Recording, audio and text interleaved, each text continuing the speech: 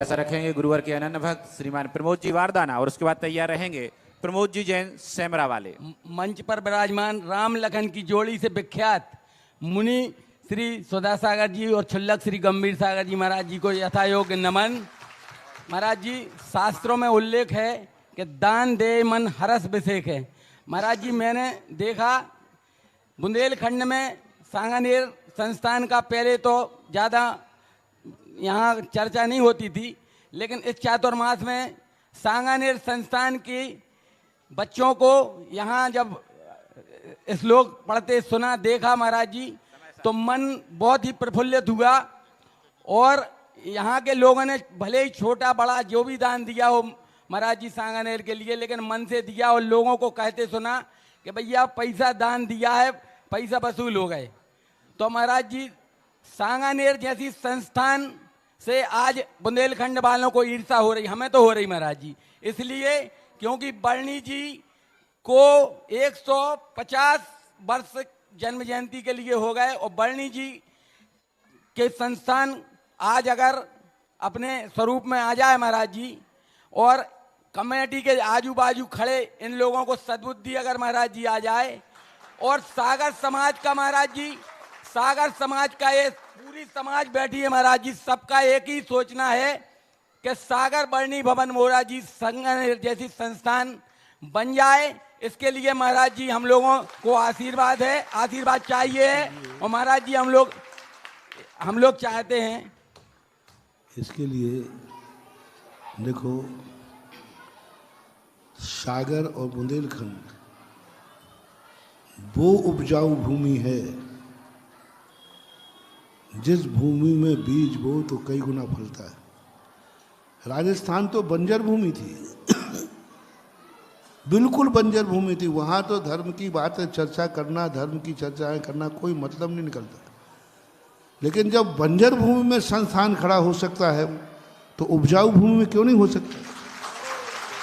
सवाल है, देखो सवाल है मात्र एक, आपके और आपके जो कानून में अंग्रेजों ने एक बहुत बड़ी गंदी नीति बना दी कि यहाँ एक ट्रस्ट की व्यवस्था दी, अध्यक्ष मंत्री की व्यवस्था दी। ये हमारे यहाँ पहले नहीं थी शास्त्रों में। हमारे यहाँ सेवक हुआ करते थे, सेवक होते थे जो समाज बैठ करके चयन करती थी, सब बैठ करके कभी भी चयन बदल देती थी। लेकिन अब कानून बन गया तो कानून में सबसे पहले जो ट्रस्टी बनते हैं ये बहुत अच्छा काम करते हैं, समाज को संभालते हैं, लेकिन सदा एक सा समय किसी का नहीं रहता है। आप घर की दुकान भी, व्यापार भी, जैसे ही आपकी उम्र बढ़ती है आप बच्चों को सौंपते हैं कि नहीं? यदि ज़िंदगी भर आप ही बैठे रहो तो दुकान बाद में क्या होगी? तो एक हमेशा एक नीति रही है कि हमेशा ट्रस्टियों ने जो काम किया है, जैसे उनके 60 वर्ष से ऊपर की अवस्था हो तो यह बांगडोर। मेरा तो कहना है 60 वर्ष के बाद, आज यदि उम्र मान लो तो 65 साल ले लो, सरकार भी रिटायर कर देती है। 65 साल के अंदर अंदर किसी भी व्यक्ति को किसी भी संस्था के पद पर नहीं रहना चाहिए। यदि सही ट्रस्टी हैं तो, और सही जिस संस्था की उन्होंने सेवा की है, यदि उस संस्था के प्रति लगाव है कि यह संस्था की हमने सेवा की है, हमारे मरने के बाद भी यह संस्था फलती फूलती। जैसे आप घर में करते कि मेरे मरने के बाद भी मेरे बेटा कुल परंपरा को चलाते रहे, ऐसे ही इनमें आना चाहिए। तो 60 साल 65 साल की उम्र के बाद हर व्यक्ति को समाज के सामने खड़े होकर के कहना चाहिए, भाई मैंने ये संस्था आज तक संभाली, जो कुछ भी हमसे सेवा हुई की, अब यदि कोई हमसे गलती हुई क्षमा करें। और आज के बाद हम इतने साल में प्रवेश कर गए हैं, युवा वर्ग लोग आकर के इसको सामने आवे। समाज की संपत्ति है, समाज के सामने होना चाहिए। बरनी कॉलेज, बरनी विद्यालय जो है, गणेश प्रसाद बरनी ने कितनी मेहनत की होगी उस समय बरनी विद्यालय की स्थापना करना, जहाँ सब प्रकार की प्रतिकूलताएं थी, सब प्रकार की राजकीय प्रतिकूलता भी थी। जिस समय बरनी कॉलेज बना उस समय देश स्वतंत्र हो गया था? नहीं हुआ था। अब कितनी परिस्थितियों में उन्होंने बनाया होगा, आज जहाँ दो दो ढाई ढाई सौ बच्चे, 110 साल हो गया। हाँ, और ये नहीं कह सकते आप कि बच्चे नहीं मिलते हैं। आज ये पहले आप लोग शिकायत करते थे महाराज आजकल कोई धर्म पढ़ना नहीं चाहता, तो मेरी भी धारणा यही थी कोई पढ़ना नहीं चाहता। लेकिन जब सांगानेर संस्थान खोला तो लोगों ने एक ही बात कही थी, महाराज पढ़ने वाले बच्चे नहीं मिलेंगे। वर्णी जी ने जितने विद्यालय खोले सब बंद हो रहे हैं क्योंकि छात्र ही नहीं। तो मैंने कहा चलो एक प्रैक्टिकल तो करते हैं। आज हमारे पास इतने छात्र हैं कि हम छात्रों का एडमिशन नहीं कर पा रहे, लाइन लगी हुई है। आज 350 छात्र वहाँ छात्र छात्राएं हैं। वर्णी जी भवन में भी यहाँ 2-2 250 बच्चे रहे हैं। संतोष जी ने बताया था कि 2-2 250 बच्चे रहे। किसकी कमी है? बच्चों की नहीं, समाज की नहीं। आज समाज के उन ट्रस्टियों को बहुत बड़ा बुरा लगेगा तो लग जाए। ट्रस्टियों को यदि अपने जीवन काल में कोई बोल लें दो महाराज जी, पहले बाद में बोलियो। महाराज जी अगर समाज चाहे तो ट्रस्टियों को टिका दें। सुनो सुनो सुनो, अभी सुनो, बड़ी बात सुनो, हम समझ गए तुम्हारी। सबसे बड़ी बात है ट्रस्टियों के लिए, सारे भारत के ट्रस्टियों से कह रहा हूँ, जिस संस्था में आप पदाधिकारी हैं उस संस्था का जब तक विकास होता जाए पद पर रहना चाहिए। जैसे ही पता चले कि संस्था का ह्रास हो रहा है तो ह्रास होने का पाप किसी भी ट्रस्टी को अपने सिर पर नहीं लेना चाहिए। अन्यथा ऐसी दुर्गति होती है कि उसको कहीं दुनिया में फिर मनुष्य पर्याय तो दुर्लभ हो जाती है। जैन समाज में जन्म होना दुर्लभ होता। तुम्हारे कार्यकाल में संस्था डाउन को प्राप्त हो रही है। छोड़ दो संस्था को, समाज जाने, समाज का काम जाने। अरे मरने के बाद छोड़ोगे और जीती जे छोड़ दोगे तो पुण्य के भागीदार हो, और मरने के बाद छोड़ोगे तो पाप के भागीदार हो। मरने के बाद तो छूट नहीं है। संस्था जैसी अपन से नहीं संभलती, भाई मेरे से संस्था नहीं संभल रही है, मेरे कार्यकाल में संस्था का ह्रास हो रहा है, इसलिए मैं संस्था को छोड़कर समाज के सामने रख देना चाहिए। और समाज को भी चेतना को छोड़कर समाज के सामने रख देना चाहिए। और समाज को भी चेतना चाहिए, जो समाज की संपत्ति है उसे समाज का अधिकार होना चाहिए कि उस पर ध्यान देवे। और करना चाहिए कि भाई संस्था ह्रास क्यों हुई, 250 बच्चे से 20 बच्चे क्यों हुए, ये कारण पूछो ये कारण क्यों हुए। 250 बच्चे से कारण हुए। लोग कहें धन का अभाव है, तो जनता धन क्यों नहीं दे रही है? तुम्हारा जनता की विश्वास तुम्हारे ऊपर नहीं रहा है। सही है। जनता का आज जनता के पास धन, मैं नहीं कहता हूं कि जैन समाज धन से कमी है और दान देने में कमी है। आपने खुद देखा होगा, जब भी आवाज लगाई 1 रुपया चाहे 100 रुपये देने वाले खड़े हुए।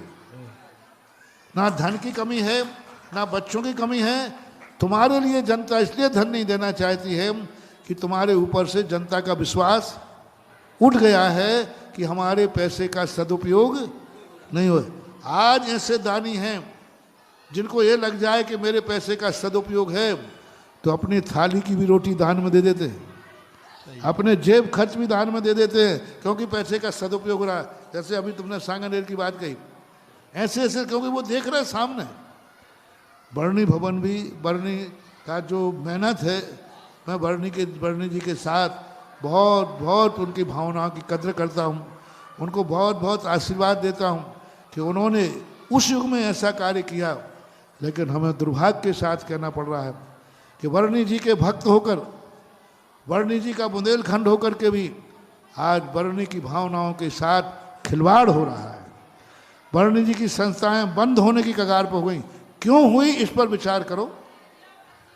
मात्र मैंने जो खोजा है, जितनी बड़ी संस्थाएं थीं, ये चंद व्यक्तियों की मुट्ठी में रह गए, जिसे हम गणेता सांप कहते हैं। सही। चंद व्यक्तियों की मुट्ठी में ये संस्थाएं, वे छोड़ना नहीं चाहते, और जब तक वो छोड़ेंगे नहीं विकास होगा नहीं। आप कुछ भी प्रयास कर लीजिए, और जिस दिन पूरी समाज के सामने चौराहे पर रख दें, उसी दिन हर संस्था आकाश को छू सकती है। चाहे तीर्थ क्षेत्र हो चाहे संस्था हो, तीर्थ क्षेत्र भी वे तीर्थ क्षेत्र धराशायी हो रहे हैं। जिन क्षेत्रों पे 10-25 लोग गणेता साहब बन के बैठ जाते हैं, वे मरेंगे अपने बेटे को बैठा जाएंगे, वे मरेंगे अपने रिश्तेदार को बैठा जाएंगे। यदि जो क्षेत्र समाज के बीच में आ जाते हैं, जिन जिन क्षेत्रों को हमने अंतर्राष्ट्रीय किया, ऑक्सीजन सिलेंडर पर पहुंच चुके थे, वेंटिलेटर पर पहुंच चुके थे, आज वे दौड़ रहे हैं आकाश के समान, क्योंकि वो समाज के लिए आ गए। समाज बहुत बड़ी शक्ति है महानुभाव।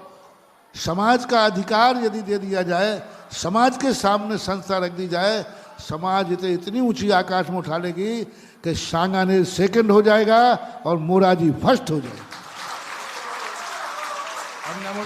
और हम साधु लोग कुछ कर नहीं सकते। हमारे पास 4 चीजें चाहिए संतोष, 4 चीजें चाहिए, तन, मन, धन और वचन। इन 4 चीजों से काम होता है। 4 खम्भे हैं। तो मेरे पास मन और वचन है, तन और धन तुम्हारे पास है, चारों मिला दो, कल से काम शुरू करो। मेरे पास मन है, और मेरे पास क्या है? वचन है। और तुम्हारे पास क्या है? तन और ये चारों एक मिल जाए तो सारे काम हो जाते हैं, हो सकते हैं। आपको चेतना है, समर्पण के बिना मैं कुछ नहीं, क्योंकि साधु कानून में नहीं होता, साधु श्रद्धा में होता है। कानून में कभी साधु नहीं होता, कानून में कहीं साधु को कोई अधिकार निश्चित नहीं है, लेकिन श्रद्धा में जरूर होता है। और श्रद्धा में जो समर्पण हो जाता है, जो काम कानून नहीं कर पाता, वो श्रद्धा से हो जाता है। अब इसके लिए तो मैं यही कहूँगा, अब प्रभु हमारी सुन लो। अब हमें भी बहुत गुस्सा आ गई है। आपने जब अजगर कही थी, स्वामी जब कही थी कि प्रभु अबे कहो कौन केंचुआ ढूंढ दो, तो हम अब भाई बाहर भाई जा रहे थे। लात मारवे की बात कही थी, जब भी कही थी कि लात मारो तो हाँ उद्धार होवे, हमारी संस्था को उद्धार होवे।